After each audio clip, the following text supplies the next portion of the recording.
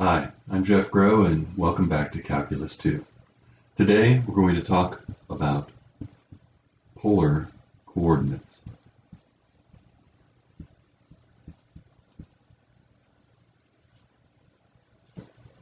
Since you covered polar coordinates in pre-calculus, some of this will be review. In polar coordinates, we start with a pole and a polar axis. The polar axis is a ray in the plane, and the pole is a point. The coordinates of a point in the plane is measured relative to the pole by a radius, and an angle off of the polar axis measured in a counterclockwise fashion. If the angle is measured in a clockwise fashion, the angle is negative. Note that the representation of a point in polar coordinates, r and theta, is not unique, since after all, one might go around more than 2 pi and arrive at the same angle. Alternatively, we're going to allow that if the radius is negative and measured 180 degrees from theta, then that will measure the same point. Theta we think of as the direction you point your nose. If your nose is pointed in this direction, 180 degrees away from theta, and you go a negative radial distance, the positive directions are this way in this angle, negative directions this way. So that we may make a correspondence between rectangular coordinates and polar coordinates, it is customary to put the pole at the origin of a rectangular coordinate system and the polar axis in the direction of the positive x-axis. Then angles are measured off of the positive x-axis in a counterclockwise fashion, and the radius is measured out from the origin. The coordinates are r and theta. The polar coordinates will correspond to rectangular coordinates x and y in the following ways. The sine of the angle theta is opposite over hypotenuse.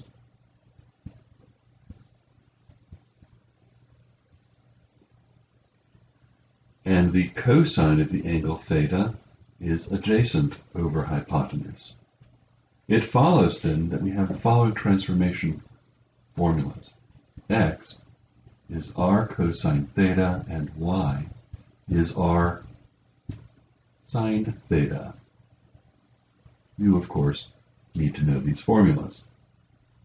In addition, we need to know two other formulas relating rectangular coordinates and polar coordinates. In particular, the Pythagorean Theorem tells us x squared plus y squared equals r squared, and the tangent function tells us the tangent of the angle theta is y divided by x. And you should know those two formulas as well. As another example, consider the point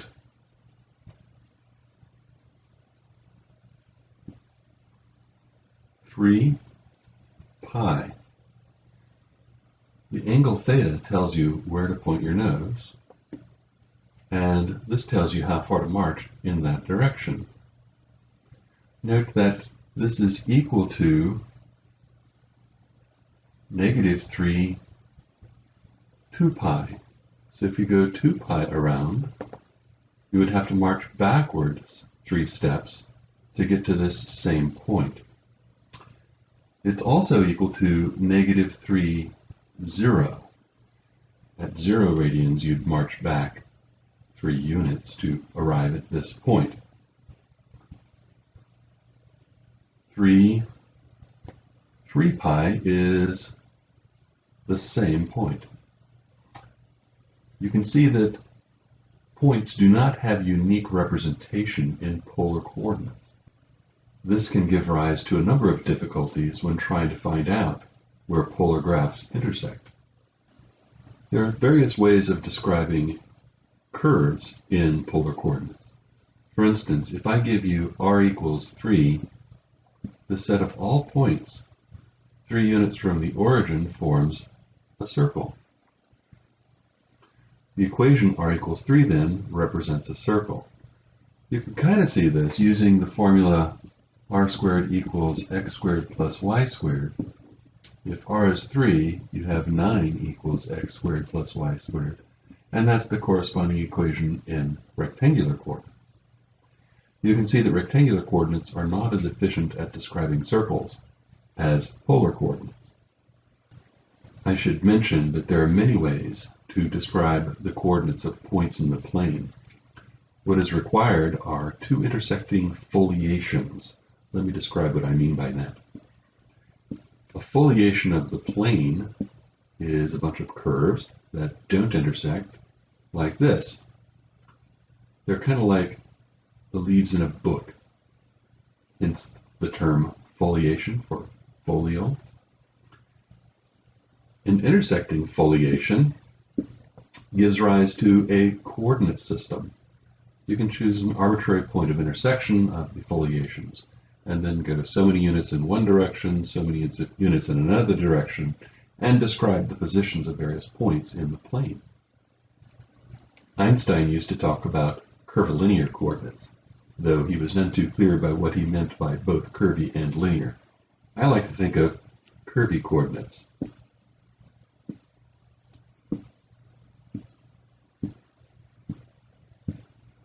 Suppose you start at this point as your origin. If you go one curvy unit this way and two curvy units this way, you end up at the point 1, 2. Suppose we wish to find polar coordinates for the point x equals 2, y equals 2 times the square root of 3. We can write down tangent theta equals y divided by x. That's the 2 times the square root of 3 divided by 2, or just the square root of 3. One needs to be careful to recognize that this point is in the first quadrant. You can't just take an inverse tangent. You need to know what quadrant theta lies in, and the inverse tangent only outputs angles in quadrants 1 and 4. If the point were in quadrant 2 or 3, an inverse tangent wouldn't hack it. In this case, inverse tangent works because this point is in the first quadrant. So when we take an inverse tangent, we'll have pi over 3. We know theta, we now need to figure out r. R, on the other hand, is the square root of x squared plus y squared. X squared is 4. Y squared is 4 times 3, which is 12. We get the square root of 16, and the square root of 16 is positive 4. We find then that the point is 4 pi over 3. What is the graph of the equation theta equals pi over 6? Well, if pi over 6 is here, negative coordinates this way, positive coordinates this way, this will be the line theta equals pi over 6. Whenever theta is set equal to a constant, we're dealing with a line that passes through the origin. Suppose I have the curve r equals secant theta. R equals secant theta. Keep in mind, secant is 1 over cosine theta. We know if we multiply r times cosine theta, we end up with x. So this is r cosine theta equals 1, or the curve x equals 1. A vertical line passing through x equals 1. How about the curve r equals 2 cosine theta? One can convert this to polar coordinates by multiplying both sides by r.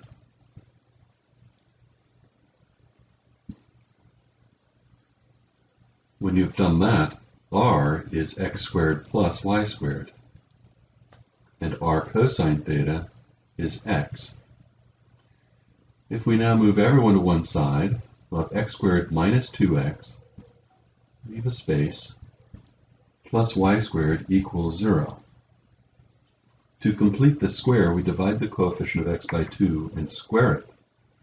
We need to add 1, but we have to add 1 to the other side as well. This gives us x minus 1 quantity squared plus y squared equals 1. This is the equation of a circle of radius 1 that has been translated to x equals 1, y equals 0.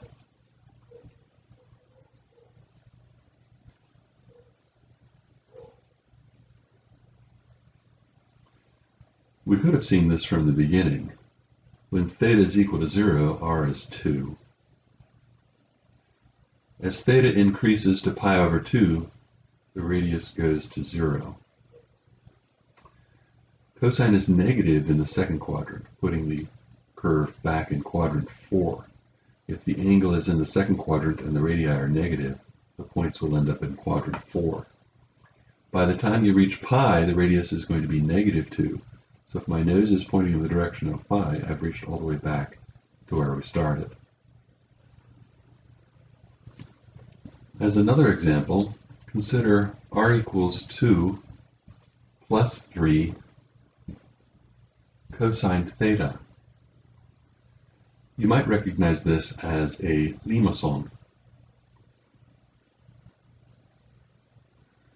The diacritical mark underneath the C is called a cedilla. Limacon. There's a two-step process for graphing these. One is to first produce a theta r graph with a vertical shift of 2. This is the midline. An amplitude of 3. We'll go up 3 and down 3 to create a minimum and a maximum line. Cosine always starts in the upper left, unless the coefficient is negative, in which case it starts in the lower left. We'll complete one cycle of cosine in 2 pi units.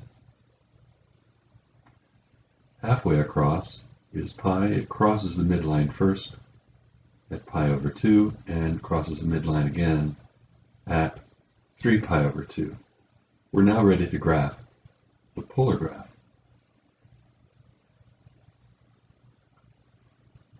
At theta equals 0, we have a radius of 5. But by the time we've pointed our nose into the direction of pi over 2, the radius has dropped to 2. At pi, the radius is negative 1. Somewhere in between, the radius drops to 0 and then goes to minus 1 by the time we get to pi. We go back through the origin, and by the time our noses are pointed into the direction of 3 pi over 2, we are 2 units away from the origin. We'll close off by ending up at 2 pi with a radius of 5, giving us a limacon.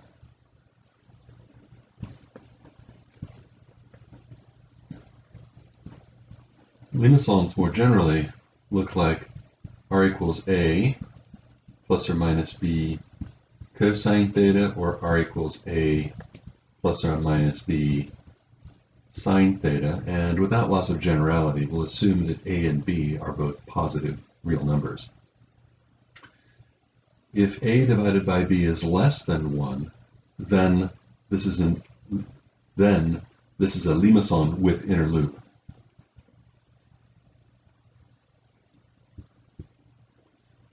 If a divided by b is equal to 1, this is no longer called a limacon, it's called a cardioid.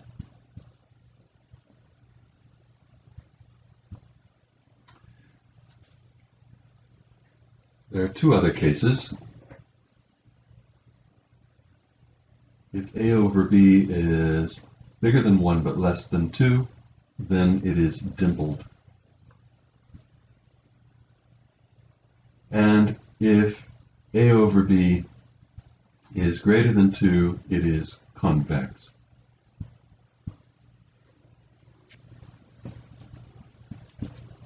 Any curve of the form plus or minus A sine of n theta, or plus or minus A cosine of n theta, where n is a natural number, is called a rose.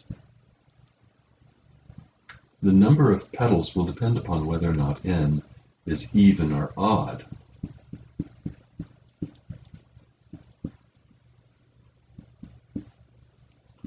The number of petals will be n if n is odd,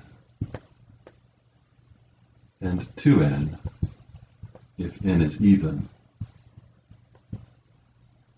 Between 0 and 2 pi, the curve will sweep out the petals twice when n is odd, but only once when n is even. Let's look at r equals the sine of 2 theta. Remember, first we produce the theta r graph. The period here is 2 pi divided by 2, or pi. You always divide by the coefficient of theta to find the period. Since the period is pi, we'll have a max line of 1, a min line of -1. We'll have to draw 2 periods between 0 and 2 pi. It completes 1 period in pi units, and at pi over 2 and 3 pi over 2, it passes through the x-axis. It peaks here at pi over 4 then, and every pi over 4, something is going to happen. So in creating the polar graph, we're going to draw in these 45-degree lines to help us draw this. We start out when theta is equal to 0 at a radius of 0, and the radius grows to 1 as we approach pi over 4. So we start at the origin and approach a radius of 1. By the time our noses are pointing into the direction of pi over 2, the radius has dropped back to 0. Between pi over 2 and 3 pi over 4, the radius drops to -1, putting us in the 4th quadrant. From 3 pi over 4 to pi, the radius drops back, comes back to 0. Between pi and 5 pi over 4, the radius grows to a height of 1. And then back to 0 at 3 pi over 2. Between 3 pi over 2 and 7 pi over 4, the radius goes to -1. And then back to 0, yielding a 4-petal rose.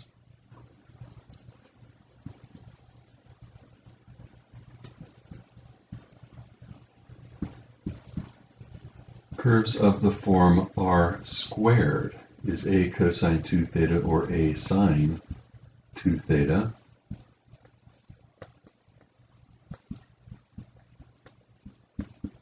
Are called lemniscates. Yes, I pronounced that correctly.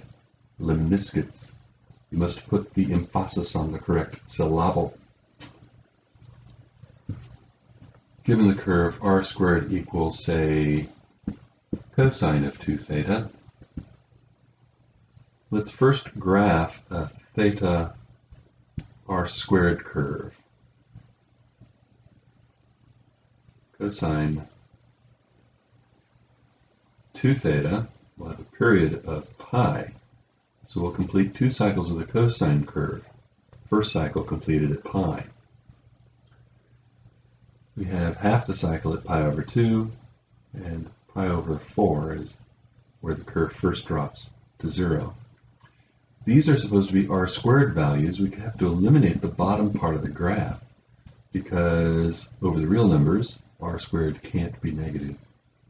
So we only plot the positive portions of the graph, or 0. When theta is 0, we go out 1 unit. but by the time we reach pi over 4, we've dropped to a radius of 0. Between pi over 4 and 3 pi over 4, nothing happens. And then from 3 pi over 4 to pi, the radius grows back to 1. From there, by the time we get to 5 pi over 4, the radius drops back to 0, and then nothing happens until we get to 7 pi over 4. Between 7 pi over 4 and 2 pi, the radius grows back to 1. I wanted to plot some of these polar graphs.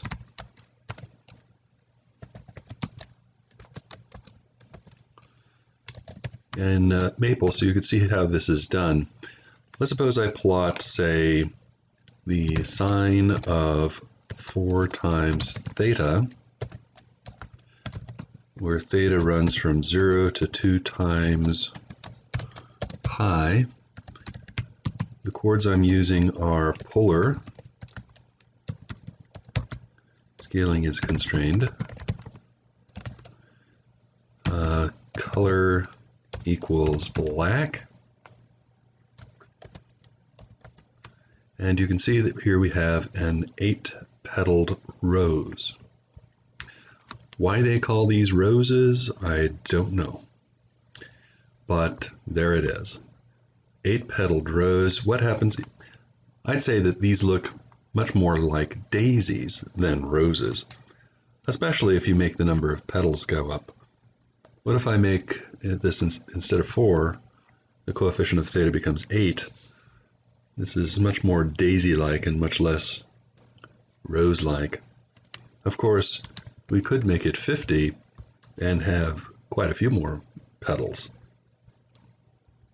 If we make the coefficient 3, the curve is traversed twice and we only get 3 petals. So when I have odd numbers like, say, 11, I'll have only 11 petals on this so-called rose. Misnamed. It's quite a misnomer to call this a rose. It is more properly a daisy, it seems to me. Let's try a different kind of curve. Suppose I have 2 minus 3 times the sine of theta. This is a limacon with inner loop. If I make the coefficients match, it's a cardioid instead. Let's make this coefficient 1.5 so that the ratio of A divided by B is between 1 and 2. This should be dimpled. If we make this coefficient of sine 0.5, the ratio A divided by B will be bigger than 2. It'll be 4 as a matter of fact, and then it will be convex. So it's no longer dimpled. To make a circle, sine theta is just a regular old circle. What about the square root of sine theta? Square root of 2 times sine theta. This is supposed to be a lemniscate, but it's drawing it in a very clumsy pattern.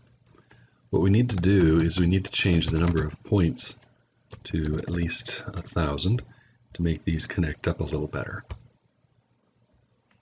Does it do any better with 5,000 points? Takes a little longer, just maybe a little bit better. If this were cosine instead, you can see the lemniscate going the other way.